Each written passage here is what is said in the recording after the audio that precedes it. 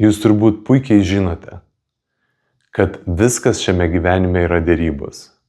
Ir derybos ne tik su klientu, ne tik su įkaitų drama, bet derybos kasdienime gyvenime, su darbdaviu, su kolegomis darbe, su sutuoktiniu, partneriu ir be abejo su vaikais. Šioje sesijoje derybos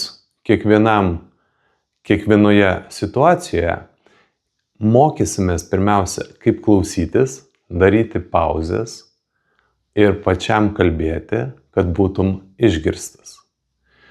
Rezultatas – jausi didesnį pasitikėjimą, išmoksi ieškoti laiminčių situacijų, idant abi pusės būtų patenkintos ir rastas bendras sprendimas.